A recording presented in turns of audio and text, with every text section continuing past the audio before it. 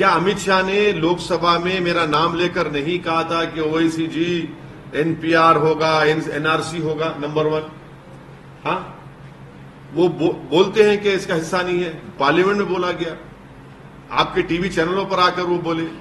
आसाम में 19 लाख लोगों के नाम नहीं आए जो सुप्रीम कोर्ट मॉनिटर्ड। एनआरसी हुआ, 1600 करोड़ रुपए खर्चा किए गए, 50 लोगों ने सुसाइड किया। उसके बाद जब 19 लाख लोगों के नाम नहीं आए, जिसमें से करीब 17 लाख नॉन मुस्लिम लोगों के नाम है, उसको आसाम के मुख्यमंत्री कहते हैं कि हम उनको CAA के तहत सिटीजनशिप दे देंगे। उन्होंने ऑन रिकॉर्ड कहा इस बात को। वो जो 1 लाख 1.25 लाख मुसलमान है, वो क्या करेंगे? सर, 7 चरणों में चुनाव की बात हो रही है, अभी नहीं।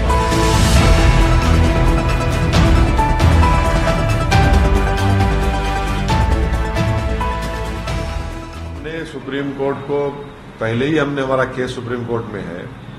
उस वक्त गवर्नमेंट ऑफ इंडिया के काउंसिल ने कहा था कि गवर्नमेंट ऑफ इंडिया ने अभी रूल्स नहीं बनाए हैं, तो इसलिए अभी इस पर कोई बहस करना बहुत जल्दी होगा।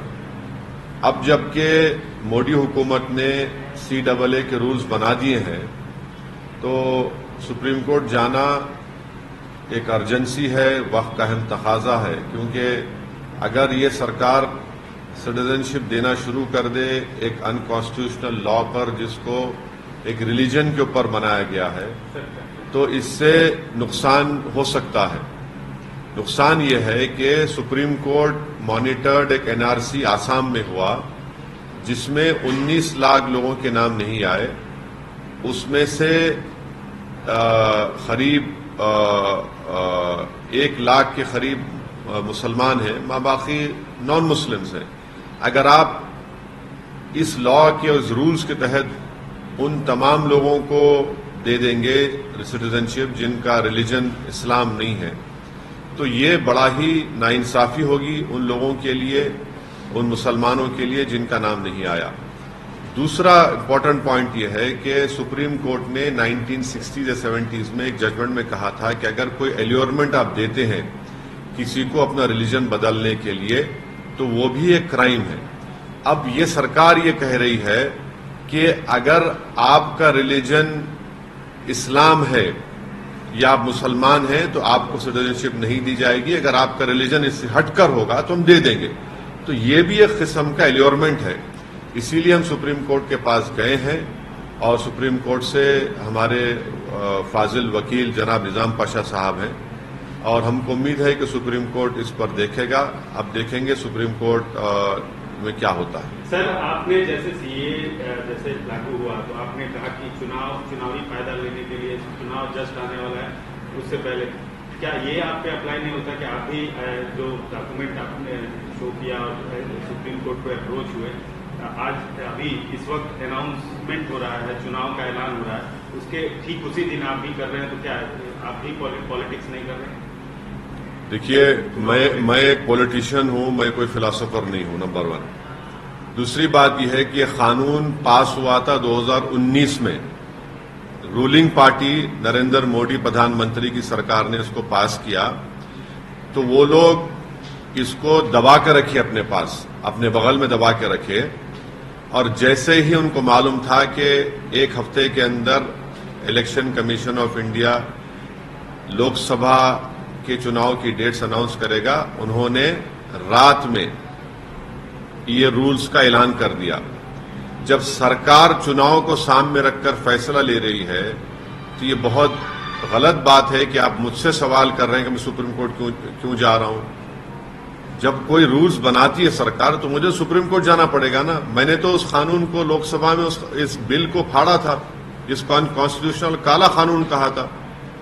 और इस बिल के जरिए, इस कानून के जरिए सरकार मुसलमानों को खास तौर से और गरीबों को स्टेटलेस बनाना चाहती है। और इस कानून को आपको एनआरसी, एनपीआर से जोड़ के देखना है। तो सियासत तो नरेंद्र मोदी कर रहे हैं, और इस तरह का कानून बनाकर। हाँ, प्लेटफॉर्म उन्होंने कहा कि आप CAA के ऊपर जो है आप झूठ फैला रहे हैं, आप राजनीति कर रहे हैं, आप डर पैदा कर रहे हैं। उनका कहना है कि जो आप बात बोल रहे हैं वो प्रोविजन सीए के जो नोटिफिकेशन है, जो गवर्नमेंट का नोटिफिकेशन, उसमें नहीं है। उनका आरोप है कि आप जानबूझकर राजनीतिक फायदे मैं एक ही बात कह दी अमित शाह और नरेंद्र मोदी। क्या अमित शाह ने पार्लियामेंट में मेरा नाम लेकर नहीं कहा था कि देश में एनआरसी एनपीआर भी होगा? आपके कई टीवी चैनलों पर अमित शाह ने कहा था कि क्रोनोलॉजी समझिए, एनपीआर एनआरसी होगा। क्या बीजेपी ये कह दे कि आसाम में जो 19 लाख लोगों के नाम सुप्रीम कोर्ट मॉनिटर्ड एनआरसी जो हुआ था, जिसमें 1600 करोड़ रुपए खर्चा किए गए और 50 लोगों ने सुसाइड कर लिया, उसमें हेमंत बिस्व शर्मा जो मुख्यमंत्रियों कह रहे हैं, वो कह चुके हैं कि जो नॉन मुस्लिम हैं उनको सिटीजनशिप मिल जाएगी। मुसलमान क्या करेगा? वो एक खौफ का माहौल पैदा कर रहे हैं। मैं नहीं कर रहा हूं। पहले तो सिटीजनशिप का कानून आप मजहब की बुनियाद पर क्यों बनाया? आपने बनाया इसको, गलती आपने की, जो राइट टू इक्वालिटी के खिलाफ है भारत के संविधान के। तो वो कर रहे हैं सब चीजें। इलेक्टोरल बॉन्ड्स के लेकर आप आवाज उठा रहे हैं, तो इस इलेक्शन में जिस प्रकार से इलेक्टोरल बॉन्ड्स का इशू उठा है, तो किसको फायदा होगा और किसको नुकसान होगा? जो अपने आप को खरीदार के सामने बेच दिए, जो बिक गए, जिन्होंने बड़ी बोली लगाकर वो खरीद लिया, तो वो उनको फायदा हो रहा है ना भाई। 6000 करोड़ के इलेक्टोरल बॉन्ड्स नरेंद्र मोदी की पार्टी को मिले हैं। 1500 करोड़ के इलेक्टोरल बॉन्ड्स ममता बनर्जी की पार्टी को मिले हैं और 1300 कितने सेकंड नंबर पर बीआरएस को मिले हैं 1300 करोड़, सॉरी कांग्रेस को मिले हैं 1300 करोड़, फिर 1100 करोड़ बीआरएस को मिले हैं, फिर आरजेडी को 70 करोड़, एआईएडीएमके डीएमके सब है। तो इस हमाम में सब नंगे हैं। एमआईएम को भी मिले हैं? नहीं मिले हैं ना भाई। अगर मिले होते तो फिर बी टीम का आपने हमको तमगा लगा दिया, इन तमाम पार्टियों ने मिलकर इन तमाम ने हमको बी टीम बना दिया और नरेंद्र मोदी ने कहा कि आतंकवादियों का साथ देता है। तो मैं ये सोच रहा हूं कि आप तमाम को साथ लेकर, क्योंकि 80% बॉन्ड हैदराबाद में बने, मैं ये सोच रहा हूं कि एक प्ले कार्ड लेकर इन तमाम कंपनी सामने खड़े हो जाऊं, पूछूं कि भाई मैंने क्या जुर्म किया था, आप मुझे क्यों नहीं दे रहे? हैदराबाद का तो मैं ही हूं, आप सबको दे रहे हैं। तो ये इलेक्टोरल बॉन्ड जो बनाया गया है, इसमें आपको इलेक्टोरल बॉन्ड तो ऐसा नहीं देता ना कि बाज लोग जो है ना क्या बोलते हिंदी का, पुण्य का काम, पुनियों का काम करते हैं, सदका करते हैं उर्दू में बोलते। मैं, मेरी अम्मा मर गई, मेरा बाप मर गया, मेरे दादा मर गए, चलो 100 लोगों को खाना खिला दो। तो ये लोग तो फ्री लंच नहीं दे रहे हैं ना आपको। अगर कोई लॉटरी वाला 1200 करोड़ दे रहा है तो उसकी लॉटरी उड़ गई, समझे आप, क्योंकि वो दिया है। अगर कोई फार्मेसी कंपनी वाले 550 करोड़ रुपए दिए हैं तो सबको दवा लगाएंगे। अगर कोई इंफ्रा कंपनी वाला 1800 करोड़ दे रहा है तो भाई वो तो और प्रोजेक्ट लेगा। फ्री लंच तो है ही नहीं ना कोई भी। इसीलिए सुप्रीम कोर्ट ने उसको अनकॉन्स्टिट्यूशनल करार दिया। वोटर्स के दिमाग में क्या ये बात रहेगी? वोटर्स के दिमाग में ये बात रहेगी कि जैसे वोटर्स के दिमाग में बात डालना पड़ेगा कि भैया आपके पैसे आप ही से लेकर पॉलिटिकल पार्टीज को दिए जा रहे हैं और उसका उनको फायदा मिल रहा है। तो ना आपको नौकरी मिल रही है, देश का जो डेमोग्राफिक डिविडेंड है वो नौजवान है, युवा है, उनको नौकरी नहीं मिल रही है। हमारे पास इतना पैसा नहीं है कि हम अपनी आर्मी को मॉडर्नाइज कर सकें और पैसा नहीं होने की एक वजह है जिसके लिए अग्निवीर लाना पड़ा। मगर पॉलिटिकल पार्टीज को पैसा आ रहा है, देश के लिए पैसा क्यों नहीं है? फिर आप देखते जाइए कि कितने काम रुके हुए हैं। तो इसके लिए यकीनन नौजवानों को, देश की जनता को समझाना पड़ेगा कि कैसे ये काम किया जा रहा है। सर, चुनाव से ठीक पहले जैसे चुनाव आज घोषित हो रहा है, बहुत सारी घटनाएं घट रही हैं। एक घटना आपके शहर हैदराबाद में कल शाम को घटी। पूर्व मुख्यमंत्री की बेटी को ईडी ने गिरफ्तार करके ईडी ले गई और बीआरएस की तरफ से और पूर्व मंत्री केटीआर की तरफ से भी कई ऑब्जेक्शन किए गए। आपका क्या? नहीं, टीआरएस का वर्जन ये है कि उनका अरेस्ट गलत है और अभी कोर्ट में सुनवाई चल रही है, तो देखते हैं कोर्ट क्या फैसला करेगा। मेरी नेक तमन्नाएं उनके लीडर के साथ हैं। नहीं, जो ईडी का जो रुख देखा जा रहा है इंटायर इंडिया, सब तमाम विरोधी पार्टियां जो बीजेपी की विरोधी पार्टियां हैं या केंद्र सरकार का जो विरोध कर रही हैं, वो ये कह रही हैं कि ये सब जो सेंट्रल एजेंसी है ये फ्रंटल ऑर्गेनाइजेशन की तरह काम कर रही है बीजेपी की। आपका क्या कहना है? पूरा देश देख रहा है, मैं भी देख रहा हूं, आप भी देख रहे हैं, तो नई बात क्या है, हो रहा है ये। आप उनको चर्चा करके बुलाएं। हाँ? Successive terms you have represented Hyderabad. Now the BJP has brought in a political debutant who is accusing that you did not allow the jobs to come to the youth of Hyderabad. You did not allow the development of Hyderabad. I would like you to react to that. Well, every party has to contest the election, and there is nothing surprising in what BJP is saying. The only shocking part is that Mr. Narendra Modi had promised that he will give 2 crore jobs a year. Has that been fulfilled? Mr. Narendra Modi talks about making India the 3rd largest economy, but can Mr. Modi say what is the per capita income? Where are we at per capita income? At 150 number. So this is the important point. These are very important points. And thirdly, Mr. Narendra Modi's government has not been able to stop the PLA from occupying 2,000 square kilometers of our land. Out of 55 patrolling points, we have lost round about 15. This was said by the present SP of that area. So, and these are the inflation is an issue. Why is it that before elections petrol and diesel prices kind of decreased? Why didn't you decrease it, let us say, 3 months before, 4 months before? And it proves my point that this nation requires elections every 6 months. This nation does not require one nation, one election. This will make any government dictatorial, which they are, and it will violate federalism, which is part of the basic structure of our constitution. There's a political novice who's been now fielded by the BJP against you. How can I control it? You know, how can I pick and choose? No one can pick and choose their opponents. Whoever is a candidate, we have to contest against them. That's it.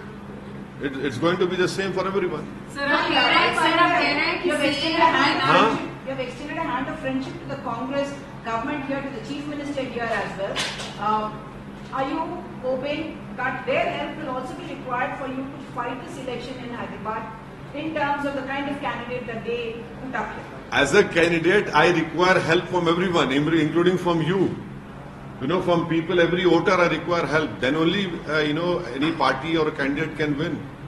How can I say that I will not take help from him or not take help from him? And why would I not welcome help from anyone?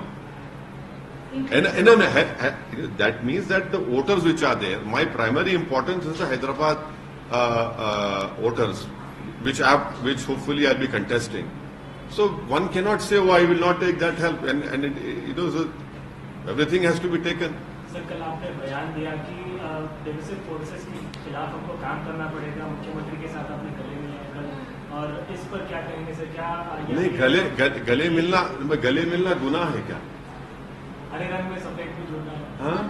हरे रंग के ऊपर सफेद। अरे भाई, तिरंगे में हरा भी है, सफेद भी है, सैफरन भी है। अरे नहीं, नेशनल फ्लैग में सब रंग है। आप लोग देख ही नहीं रहे नेशनल फ्लैग को। अच्छा, मेरे को हरे से क्यों जोड़ रहे आप?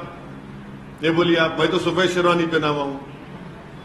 हरे से जोड़ना क्या मतलब है? मुसलमान है तो हरा, अरे भाई, एक अब ऐसा होगा तो क्या तरबूजा मेरा है, खरबूजा आपका है क्या? संतरा आपका है क्या? सर, कांग्रेस के साथ आप जो है अभी कांग्रेस के चीफ मिनिस्टर और कांग्रेस के रेवंत रेड्डी के साथ काफी स्टेज शेयर देखिए, दोनों एक दूसरे की तारीफ कर रहे हैं। कहा यह जा रहा है कि पहले आपकी दोस्ती बीआरएस के साथ थी, अब कांग्रेस के साथ आपकी दोस्ती। देखिए, एक बात सुनिए, तेलंगाना को मजबूत करने के लिए, तेलंगाना में अमन को बरकरार रखने के लिए, तेलंगाना में फाशिस्ट और कम्युनल फोर्सेस को रोकने के लिए, ये हमारी एक अखलाकी जिम्मेदारी है, नंबर 1। और हम पिछले 10 साल से भी करते आए, अभी भी हमको करना है। इसलिए हैदराबाद हो, तेलंगाना, वहां पर कम्युनल राइट्स, ये सब चीजें नहीं हुई।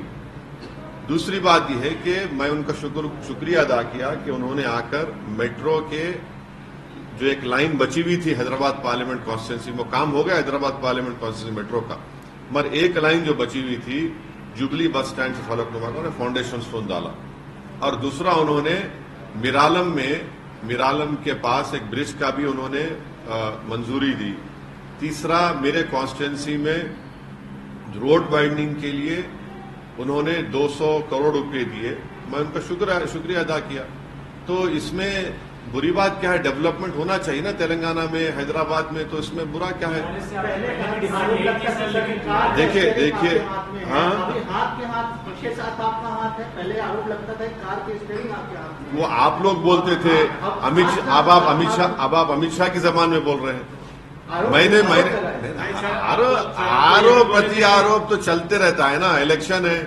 इलेक्शन है, तेलंगाना की आवाम ने उनको सत्ता दी है, तो हमको रिस्पेक्ट करना पड़ेगा, और हमको हैदराबाद को आगे लेके जाना है। तो मेरी कॉन्स्टिट्यूंसी में डेवलपमेंट के काम हो रहे हैं। सर, आप बीआरएस के साथ आप क्या कांग्रेस के साथ आप आगे बढ़ रहे हैं, कैसे समझे? पहले आप बीआरएस के साथ आपकी दोस्ती का हाथ था। देखिए, Or is it about the bigger danger of BJP that you want to keep out so you can join hands?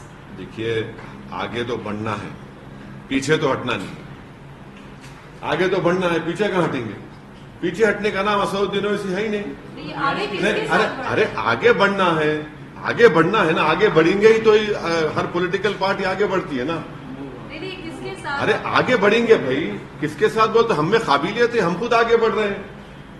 यहां तक हमारा जो सियासी सफर रहा है और आगे भी रहेगा, तो उसमें हमारी कोशिशें रही, मेहनत रही, लोगों का साथ रहा, और रहेंगे, आगे बढ़ेंगे।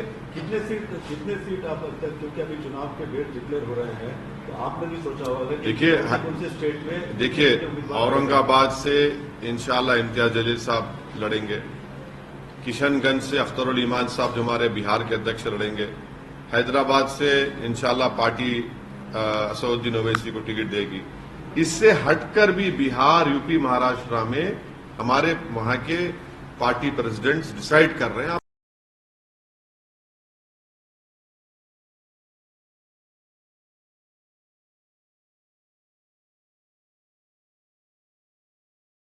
वही बताएंगे आपको, देखेंगे।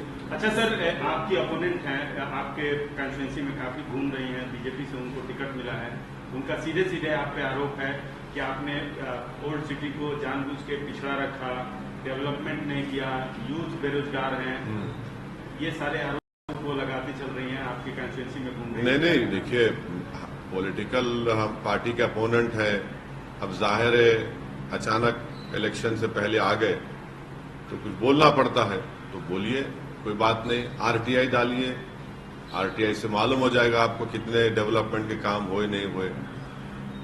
बुनियादी सवाल ये मुल्क जानना चाहता है कि 10 साल में नरेंद्र मोदी की सरकार ने भारत के जो युवाओं का जो डेमोग्राफी डिविडेंड पूरे विश्व में हमारे पास है, उनका मुकद्दर बेरोजगारी क्यों बना दिया? देश ये जानना चाहता है कि इलेक्टोरल बॉन्ड में 6,000 करोड़ रुपए कैसे बीजेपी को मिले और इसका इस्तेमाल कैसे हुआ। देश ये जानना चाहता है कि जिन्होंने आपको दिया है, आपने उनको क्या क्या नहीं दे दिया है। हाँ, आपने एक बॉन्ड उनको दिया तो आपने उन पर एक बार नहीं, कई चीजें उन पर वार दी आपने। तो ये देश जानना चाहता है कि 2000 स्क्वायर किलोमीटर 56 इंच का सीना रखने वाले प्रधानमंत्री चीन को क्यों छोड़ दिए जमीन, वो या बताना पड़ेगा उनको। भाई, बीजेपी के पास जो 6,000 करोड़ रुपए आए हैं, वो तो मिनिस्ट्री ऑफ सोशल जस्टिस का पूरा बजट है, मालूम आपको? 6,000 करोड़ बीजेपी के पास है और देश के नौजवान की जेब फटी हुई है। 6,000 करोड़ बीजेपी के पास है, 1,500 करोड़ ममता के पास है, 1,100 करोड़ कांग्रेस के पास है, 1,000 करोड़ टीआरएस के पास है, डीएमके के पास है। देश के युवाओं के पास क्या है भाई? ये सवाल है। सर, पश्चिम बंगाल लड़ेंगे सर? हाँ, पश्चिम बंगाल लड़ेंगे सर? अरे आप सभी अभी दो कैसा होगा? ममता दीदी को चोट लगी है, उनको मैं अरे भाई, क्यों नहीं यार, किसी से पर्सनली हेट्रेड क्यों होगी? हम हमको हमारे बेस्ट विशेस उनको देते हैं और अल्लाह करे जल्द से जल्द सेहतमंद हो जाए। Sir, do you think the